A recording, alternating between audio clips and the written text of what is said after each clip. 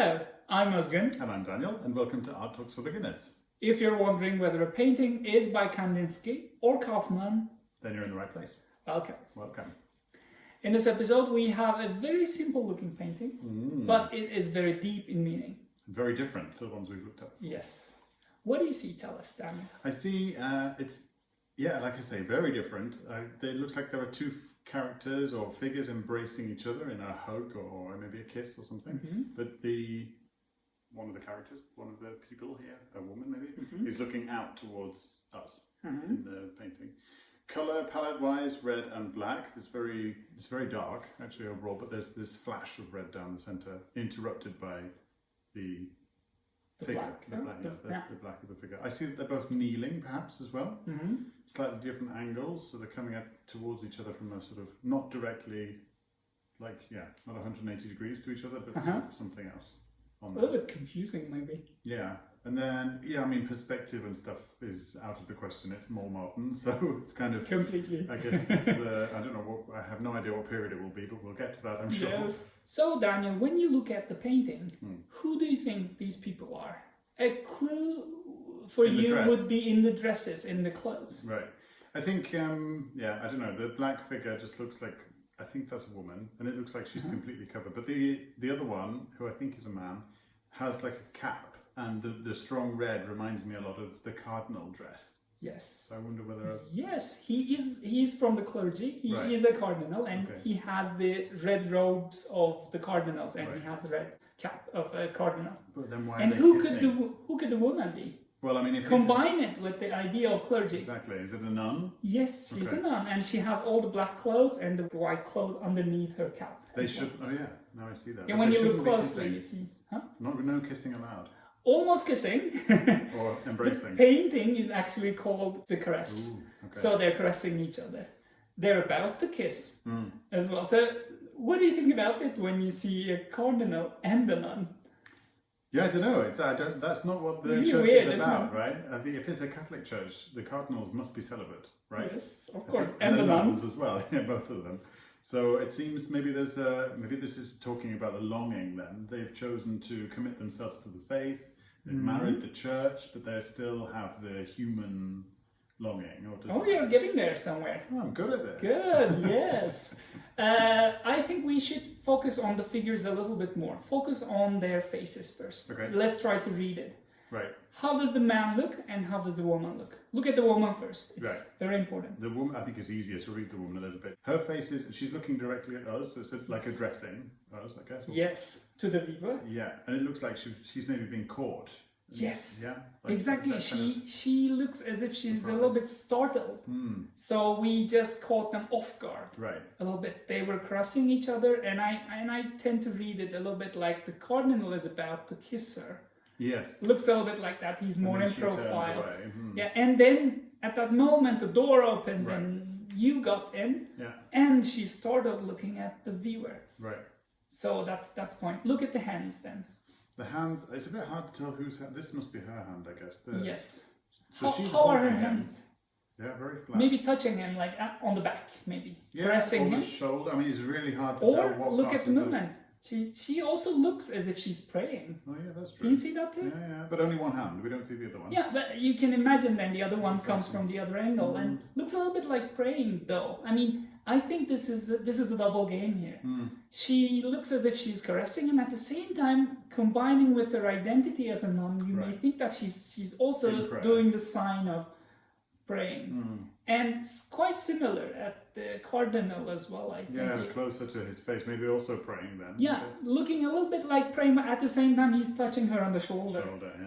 So these are double meanings. Then we focus on the legs. So kneeling and the prayer, right, if we were in the church. Again, a little bit connection, kneeling and praying. I mean, if you take out all of the cardinal and look at her, she looks like she's just praying and has been approached while she's praying. What you need to focus on the legs is actually they're naked. Were you supposed to see the legs of a nun and the legs of a cardinal naked this? So this is the part of the painting which is really extraordinary. Of course, the caressing itself is very extraordinary, but also showing flesh, that amount of flesh of their bodies is really exceptional. It's a bit reference to sexual desire. Right. And despite him being a cardinal and her being a nun, they still have this maybe suppressed desire for each other. Yeah. And the legs, the naked legs, show us that. So the main connection point of the painting with us is the nun and her look to us. Sure. When you look at her, what do you think? What does she think when she sees us? Yeah, it's captured. It's sort of caught. Yes. Right? You've been caught red-handed, you might say. Yes. About to, or maybe in the process of giving in to this kind of desire which you've chosen as a nun, you've decided to give that up, to remain celibate, and the vow of chastity. Or celibacy. I think we can say that she has fear in her at that moment. But we cannot truly say what the fear is about. Is it about the cardinal? Maybe the cardinal approached her and caught her off guard and she's not into that. Maybe. We don't know. Or... I didn't think that. Maybe not that because they're crossing each other, but maybe she has this fear for us because we caught her. Or maybe it's a sense of fear for sexual desire. Oh, virtue. She's virtue. Because she's so scared that she's doing something wrong. It's not just because of herself, because of her religious duty. So that is the main point actually of the painting. Yeah. This painting of Schiele is actually a paraphrasing of a very famous painting of Gustav Klimt, who used to be his master, his teacher. So we can actually compare Schiele's Caress with Gustav Klimt's The Kiss. Maybe you can start comparing them. What do you see in The Kiss and in The Caress? Okay. Looking at it, first of all, the legs, actually, the first thing that I draw my eyes were drawn to, the fact that she is also kneeling. You can't tell as much what his pose is. He's in a long robe of some kind, or it's very colourful. I think it's gold, right? Yes, that's gold. Gold gilded, yes. So that he's like in a different, also in a robe of some kind, but different colours. That's a similarity. Yeah. And the legs are similar as well. Exactly. You can see that they're kneeling, and the same type of legs you see in the nun as well. So it just gives you a similarity between Klimt. So it just gives you all this ideas that, that looks like the Klimt. Because that was done 5 years before, yes. Right. The Klimt is also it's much more tender. It looks like they're in love here. Yes. Whereas with the other one, it's hard to tell what's going on. Yes. Very sweet. And they just touch each other in a very nice and tender way. But when you look at Schiele, it feels almost like they're clutching to each other. Yeah, it's hard to tell if they're touching each other even. It sort of feels like they're tessellated. They're a bit like locked. Their bodies are a little bit locked in because it's the lack of perspective and it's the lack of reality in the painting. Exactly. So they basically he just put them on together more like a collage, and then they just blended with each other, locked in. So you don't feel that in the Klimt, although the colors look a little bit similar, but you still see the outlines of the woman and the man clearly. When you talk about colours, I mean, the difference between the two, a very clear difference when you switch from one to the other, is that the Caress is very stark, black and red. It's very... contrasting colours. Exactly, and only two, pretty much. Whereas this one is much richer. There's purple, there's green, there's a lot of gold in there. The skin tones are more natural as well. Yes. It's sort of more realistic and much more... warmer colours. Yeah, warmer and sort of tender, I think, is the thing I think of. It's much more inviting. It has a colour harmony in it because it's more earth colours blended with gold, and there are some cool colours too on the flowers, on the patterns, but in general it has a more warmer tone and it has a colour harmony. Right. On the other hand, in the Schiele, you see black and very luminous red that just like are exact contrasts, which shows you like two different things, and it's very clear. Yeah.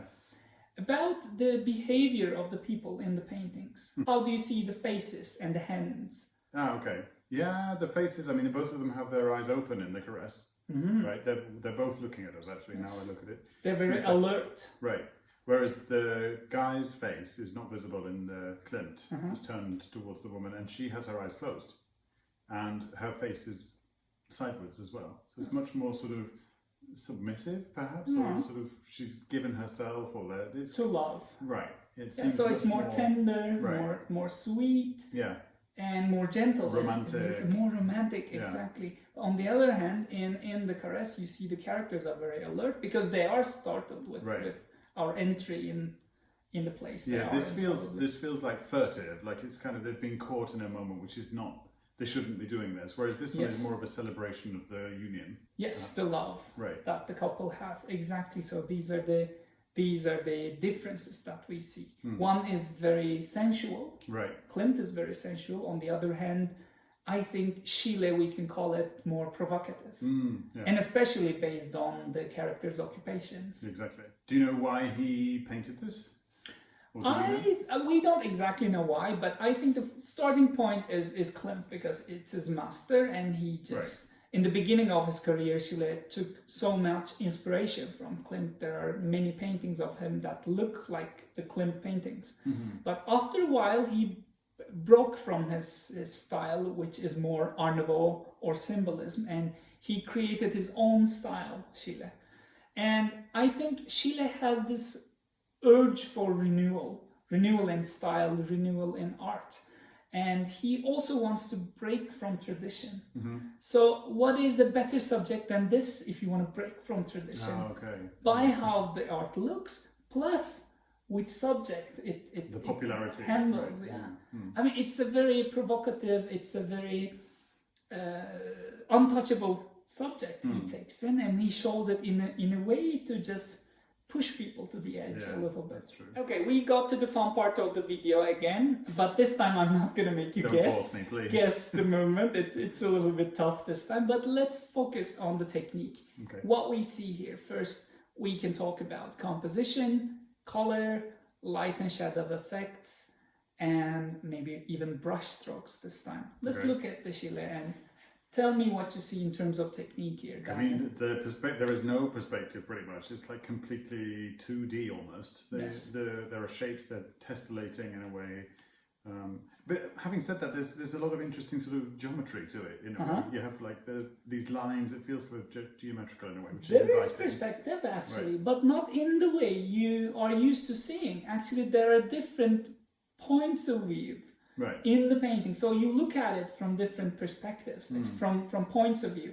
When you look at the Cardinal, probably you're looking at more from the front, so we see his legs going in deep to the depth of the painting. On the other hand, when we look at the Nun, we see that we're just facing her directly, so we see her more in profile. So that actually cannot happen in real life, but that shows us that the painter is using several viewpoints. Which makes it feel a bit like, to me, just this is a very spontaneous thought, it feels like somebody has gone in, seen it and run away, right? Because that's all you remember, these little like flashes of like, where were they? What did it look like? Yes, right? Exactly. But these kind of ideas are very common in modern art, especially in Cubism. This is not Cubist though. But in Cubism, using multiple viewpoints is very important. And many painters, even before Cubism, they also mention these things. Life is not from a single viewpoint. You see things from so many different points as you keep on moving.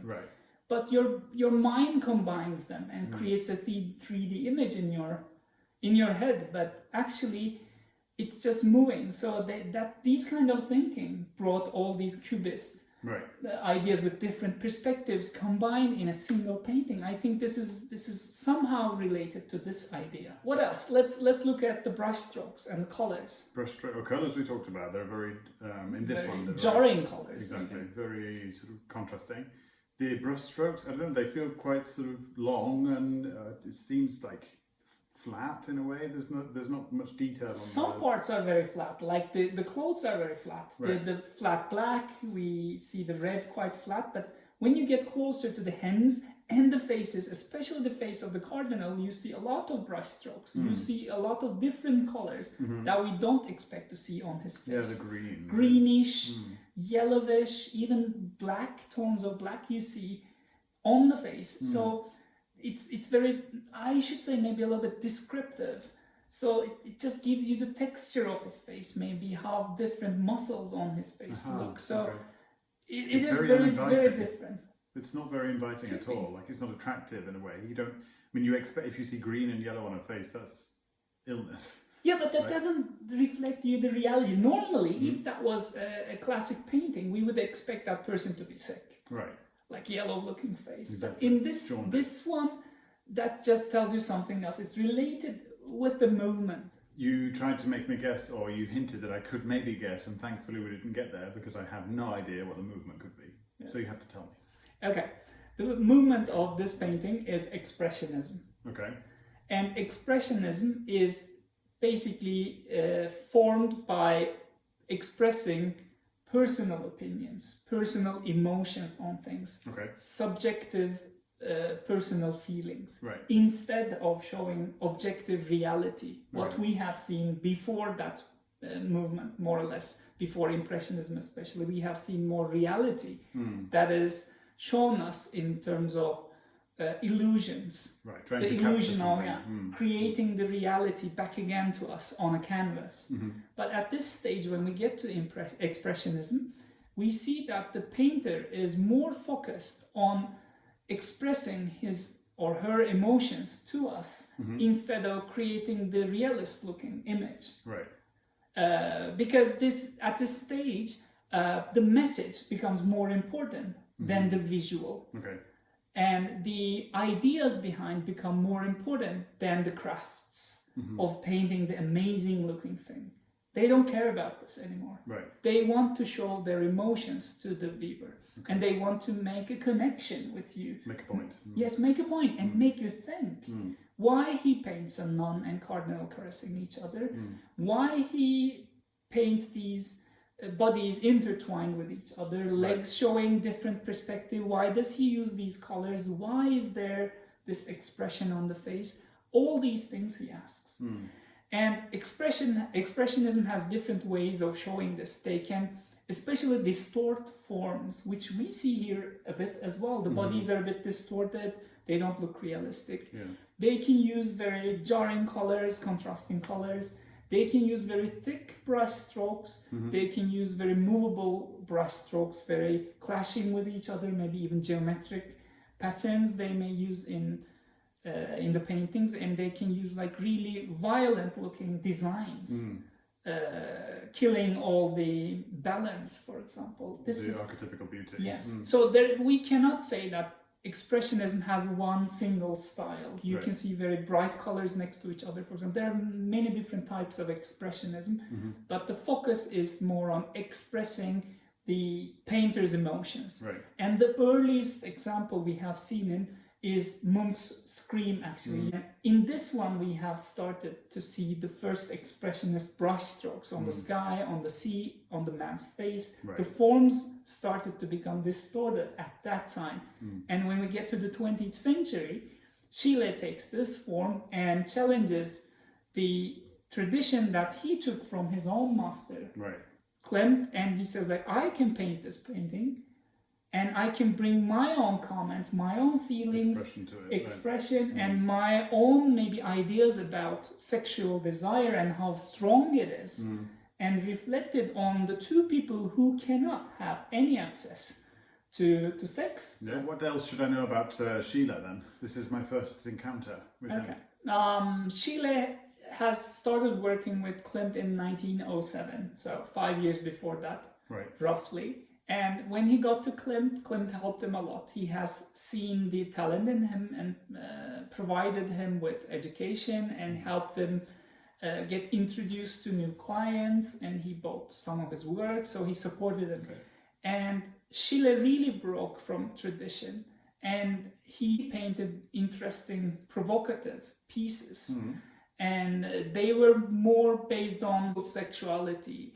This is one of the examples, but when you look at the other examples, you can see a lot of naked women, naked men in very interesting sexual poses, even very young looking women, which put him in trouble because he used very young boys and girls in his studio who were not at the age of consent. And because of that, he got in trouble. He was arrested by the police. And also his work found very extremely erotic to put in market, so he just really got in trouble with those things. But later in life, he got married with a woman who's more acceptable for his level in the society, because his ex-girlfriend is who we used as the model here, Wally. she was more like a model, more like a lower class woman he shouldn't be together with. Right. But then he got married to Edith, another woman who's more upper class and more acceptable by society, and he took the way of marriage and he settled down, more or less. So that was the right thing to do. And after that, his paintings became a little bit more sweeter, a little bit less sexual, or a little bit more controlled sexual, or more romantic ideas of sexuality. You see them. The last one I show you is called The Embrace. It is showing himself with his wife Edith. So it looks more like the Klimt in a way, not technically, but in terms of the feeling it creates. The emotion, yeah. It's more emotional instead of showing like overt sexuality to you. So it's less provocative. But one thing important about Schiele is that he didn't live long, unfortunately. He died at the age of 28. Oh, wow. Very young. And he died of the Spanish flu that was going on at the time. And he lost his wife and his unborn child in the Spanish flu at very short intervals. They died. And what is thought about Schiele is that he has created so much interesting artwork, and he has renewed the art scene so much at the time in Austria that people believe if he could live longer, he could have brought so many new innovations to art, something of a complete style. It was thought that he died before he found his original style. Yeah. That's tragic. Yes, very. It's the story of the death of the young artist, the young genius. Yes. So now it's time for me to ask you where it is and how big it is. The painting is not so big, actually. It's 70 by 80 centimeters, so it's not a super big painting, despite the Klimt one is like really big. And it is still in Austria. It's in the Leopold Museum in Vienna. That's all for today on Schiele's painting, The Caress. Thank you very much for watching us. Stick around to see us match our shirts to the painting. And stay tuned for Art Talks for Beginners. Thanks. Goodbye.